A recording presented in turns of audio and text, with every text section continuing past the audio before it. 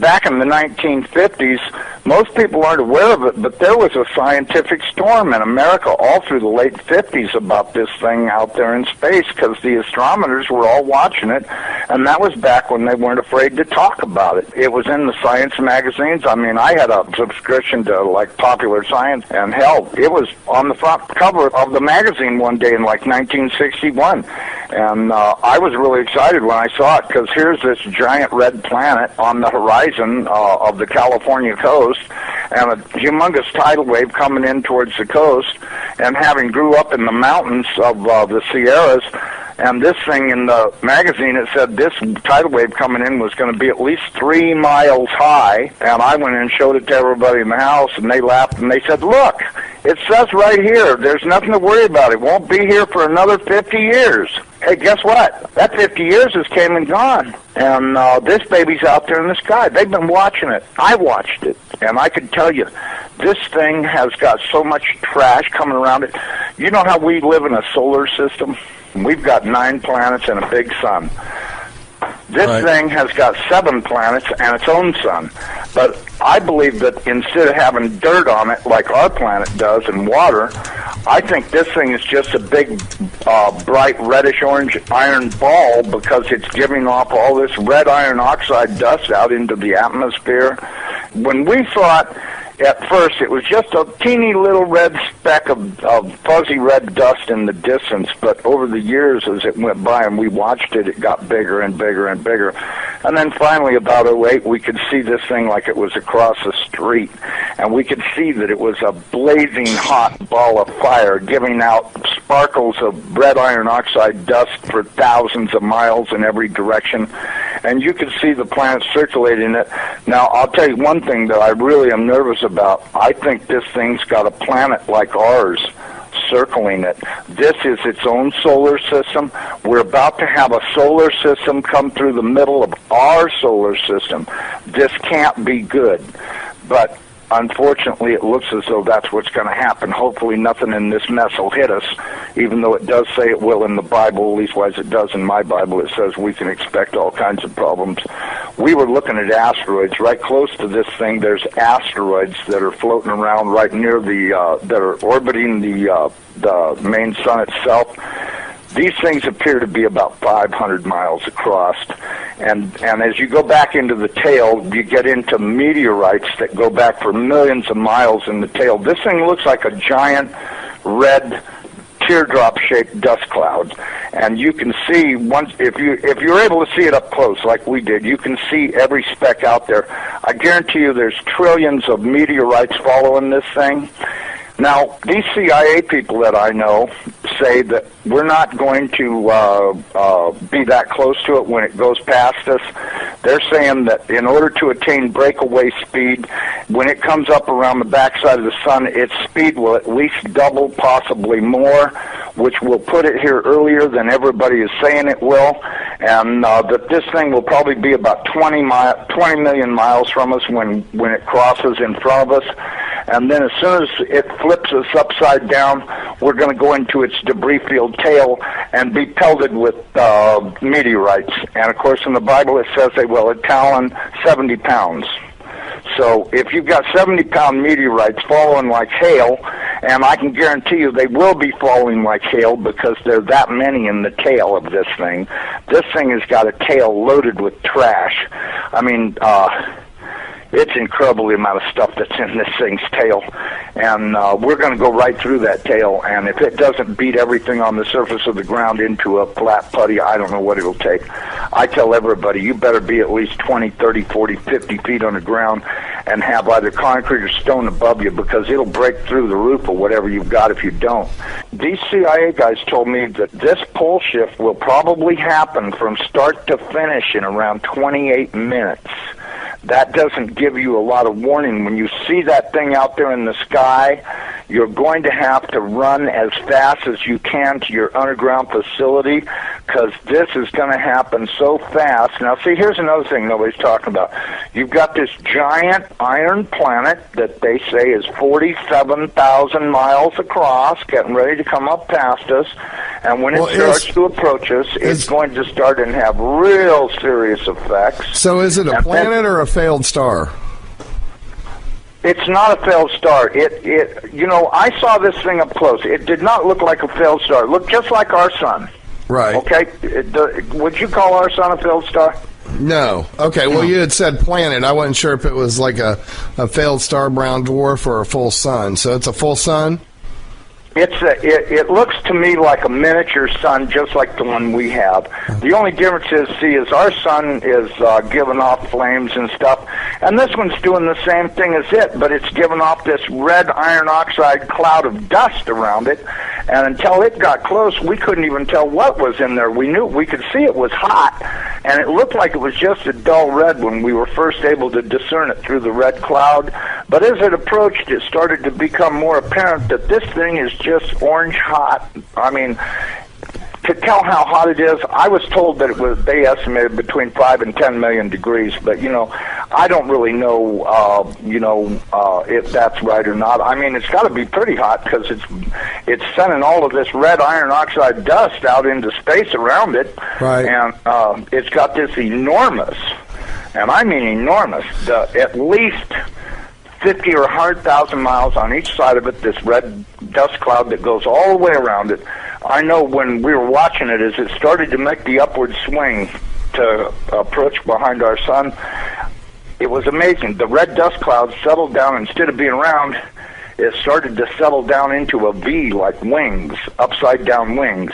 Right. And I thought, boy, I wonder if that's where the ancient Sumerians got the idea this thing had wings, because, centrifugal force is a funny thing. When it comes back up around the planet, when we see it in the sky, my guess is it's going to look like it's got wings, because centrifugal force is going to be pulling the red iron oxide dust and particles out to one side, and then as it starts to climb out and go away from us, listen, I was told that this thing's magnetic field is going to be so strong, anybody that does not have a padded lead helmet to wear will have their brain gutted for everything they ever knew, and they'll be a complete raving moron after this thing passes. They won't know, they'll pee in their pants. They won't have a clue what's going on, because this thing will gut their brain. And I was reading a deal in my Bible. It says that after this happens, that nobody will care because they won't be able to remember it. Well, of course, I was told by somebody the reason that is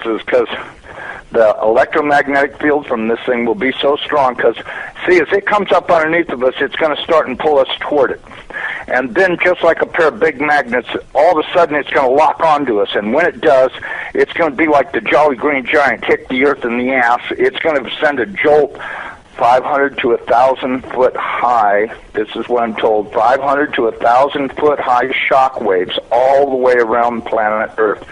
They'll be so bad that in a lot of areas that don't have good solid soil, it'll fluff it so badly that you'll practically be like you're standing in quicksand.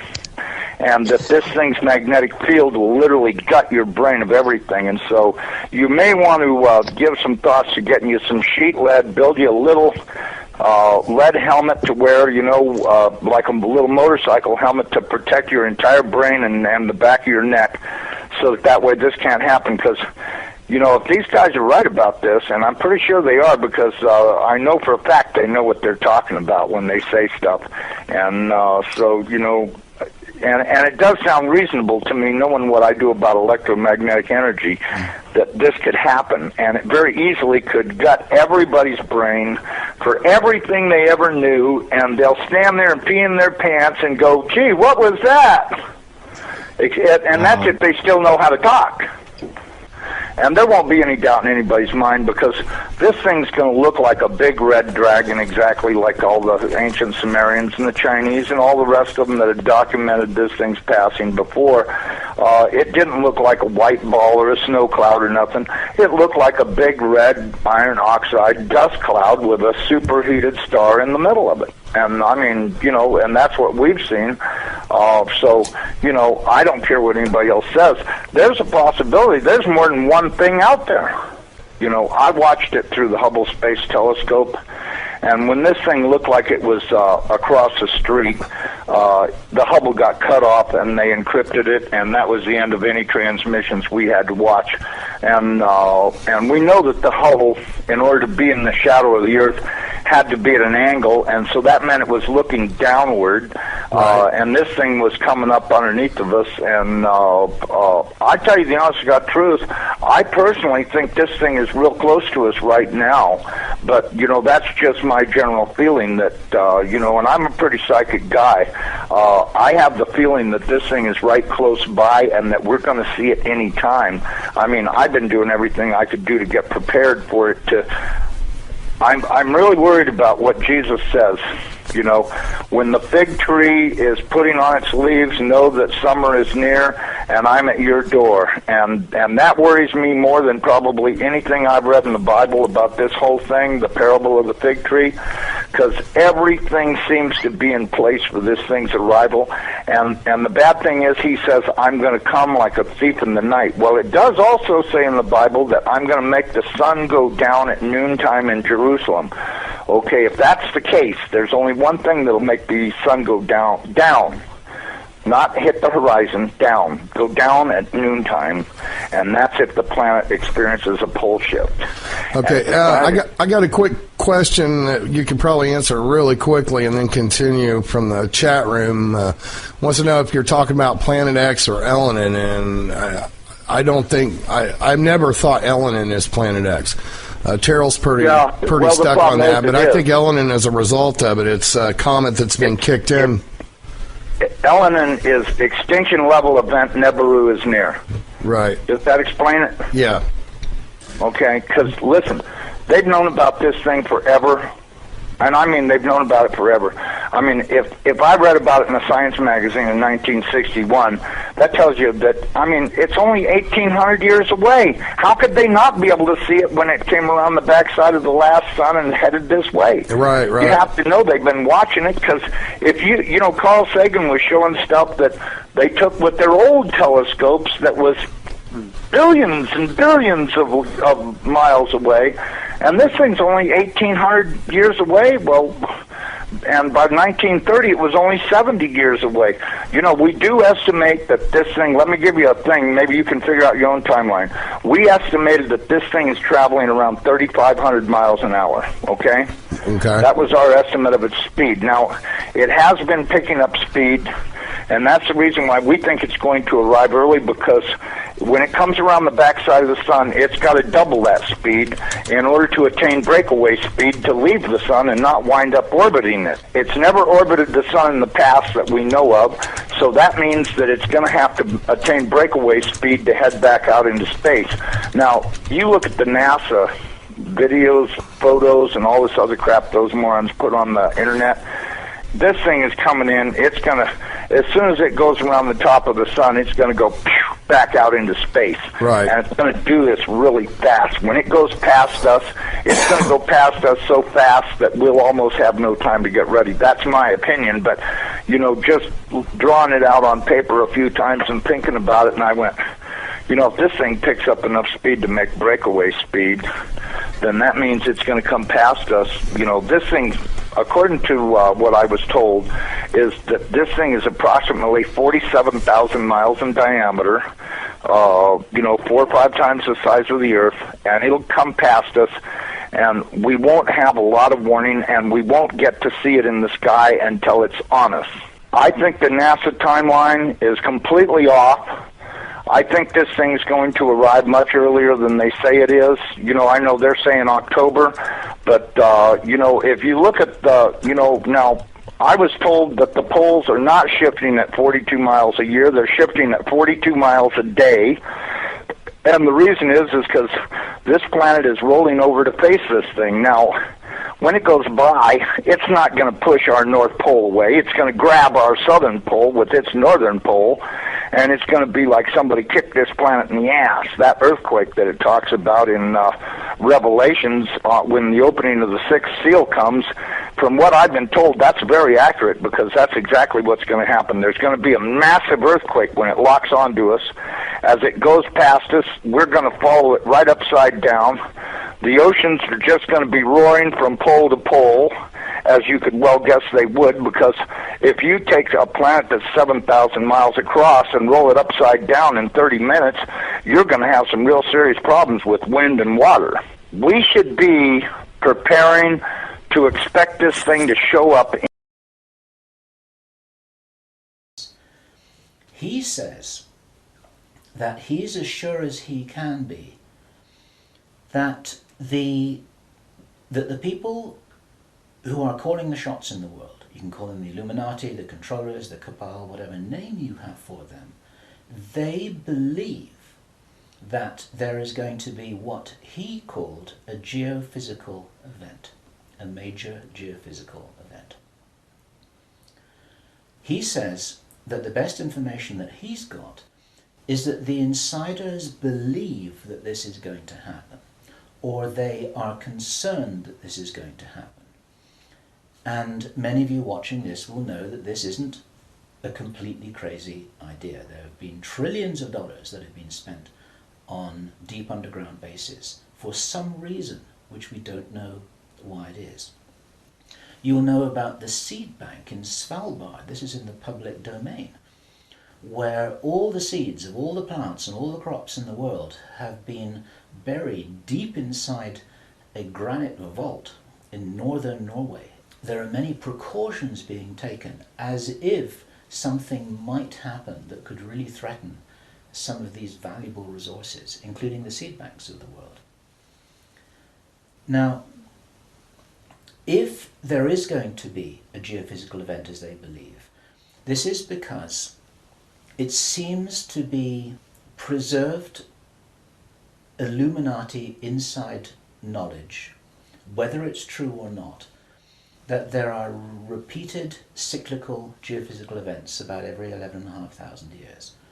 Information about what really happened to Atlantis was very probably in the Great Library of Alexandria that burnt down a couple of thousand years ago.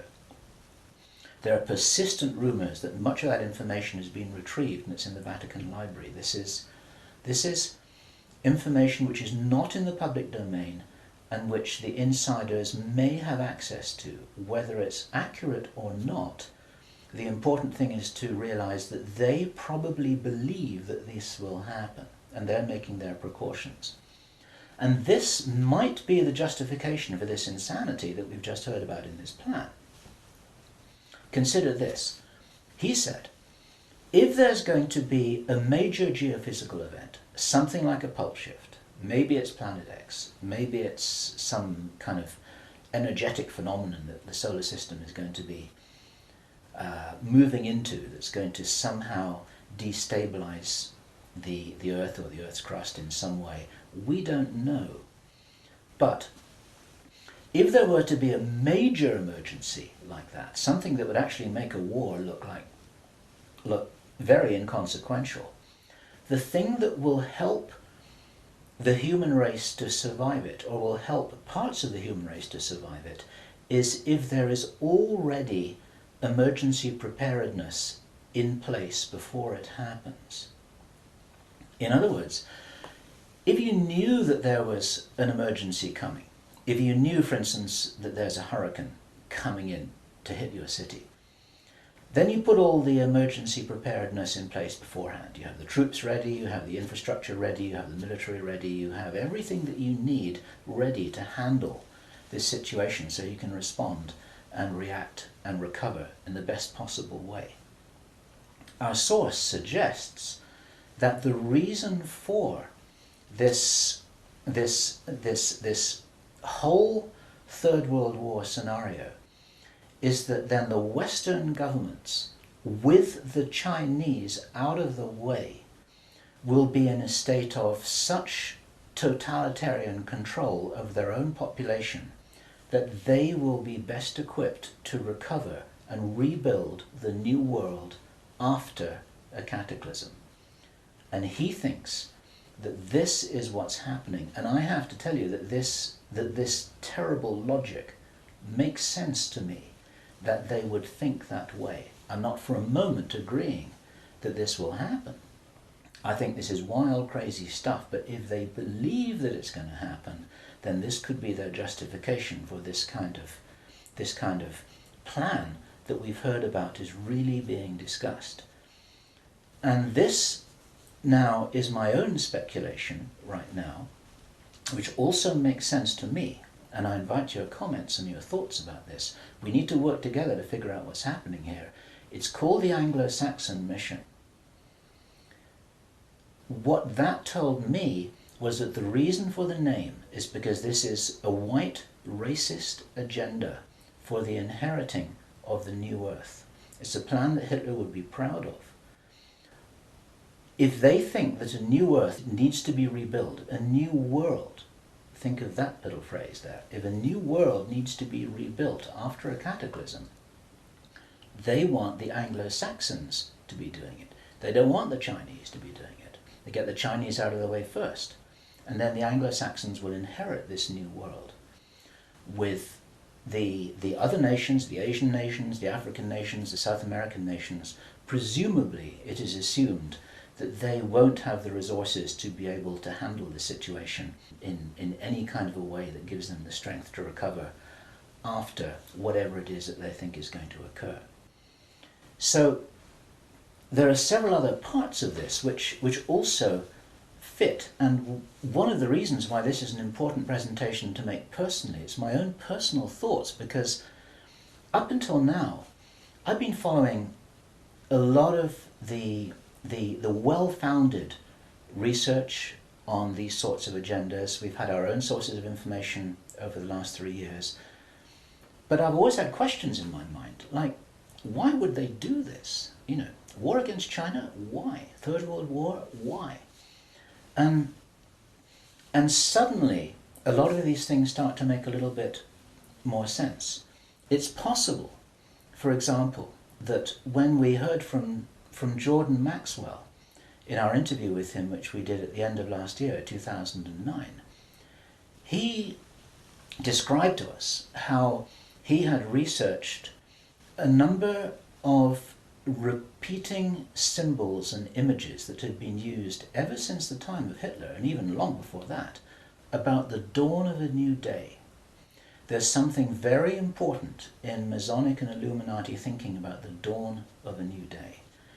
And here we have possibly the reason for their belief that if you think about the possibility of a cataclysm, if they think this is really going to happen, the 2012 movie that many of you will have seen, after all of the flood and all of the earthquakes and tsunamis, then you've got these big ships sailing across a calm sea with the sun streaming through the clouds, and you've got the dawn of a new day, and the implication in that movie is that now those people will be able to rebuild the new earth because those are the survivors. It's the modern day Noah's Ark. It's possible that the dawn of the new day, that it refers to that. And it even occurred to me, and I'd be interested for other researchers to offer their views on this, that the very term the New World Order that we first started to hear about 20 years ago, actually longer ago than that, but the New World might be the post-cataclysmic world. The New World, it might be the order for the New World after the cataclysm.